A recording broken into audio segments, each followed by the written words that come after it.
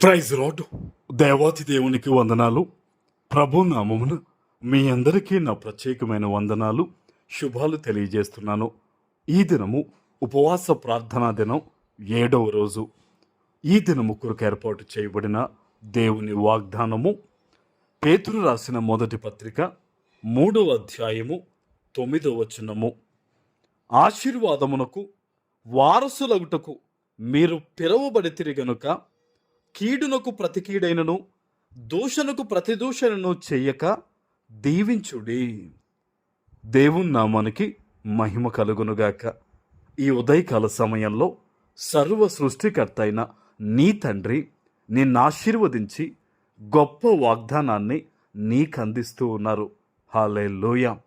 ఈ దినము నువ్వెందుకు పిలువబడ్డావు అనేది నీకు అర్థమవుతుందా?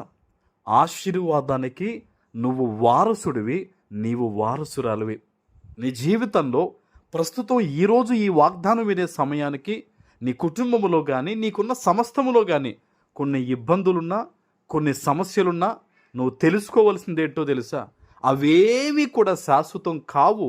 దేవుడు వాటిని తొలగించి నువ్వెందుకైతే పిలువబడ్డావో అందు నిమిత్తము దేవుడు నిన్ను ఆశీర్వదించబోతూ ఉన్నారు ఈ దినము. ఆమేన్. నువ్వు ఆశీర్వాదాన్ని పొందుకోవడానికి పిలువబడిన వ్యక్తివి, ఎన్నుకోబడిన వ్యక్తివి. చాలామంది అంటారు, మేము ఎన్నో సంవత్సరాలుగా ప్రార్థన చేస్తున్నామండి, ఎన్నో నెలలుగా దేవుణ్ణి గోజాడుతున్నామండి, పలానా కార్యం జరగలేదు, పలానా ఇబ్బంది తొలగలేదు, ఇది ఇంకా పూర్తవ్వలేదు అంటూ ఉంటారు. నేనంటాను, ఆత్మీయ తండ్రిగా, నువ్వు దేవుని వాగ్దానాన్ని గనక పట్టుకుంటే, దేవుణ్ణి వాగ్దానం ఎత్తిపెట్టి నువ్వు ప్రార్థన చేస్తే, ఆనాడు అబ్రహాము దీవించబడినట్టుగా, యాకోబు ఆశీర్వదించబడినట్టుగా ఈ దినము ఈ వాగ్దానాన్ని వింటున్న నీవు కూడా ఖచ్చితంగా ఆశీర్వదించబడతావు. ఆమేన్. ఎందుకో తెలుసా?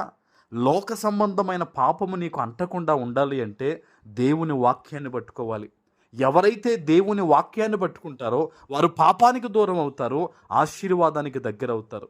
ఎవరైతే వాక్యమును విడిచిపెట్టి మొదట లోకాన్ని పట్టుకుంటారో వారు దేవునికి దూరం అయ్యి లోక పాపములకు దగ్గర అవుతారు.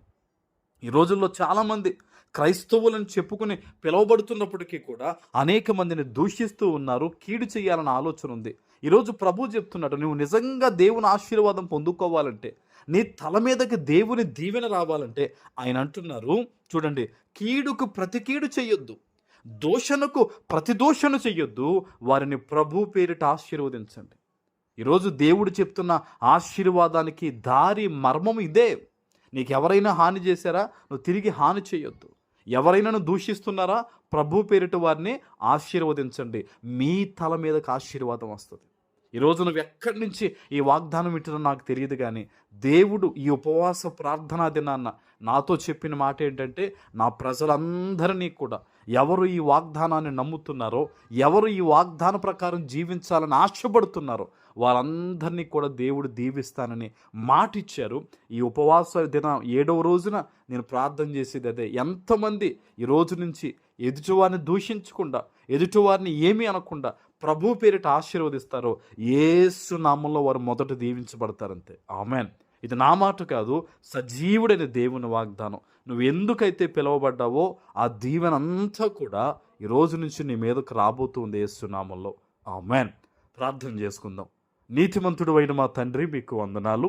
ఈ ఉదయకాల సమయంలో మీరిచ్చిన ఈ గొప్ప వాగ్దానము ప్రతి బిడ్డ జీవితంలో నెరవేర్చి స్థిరపరచమని యేసు నామమున ప్రార్థిస్తున్నాను తండ్రి. ఆమేన్.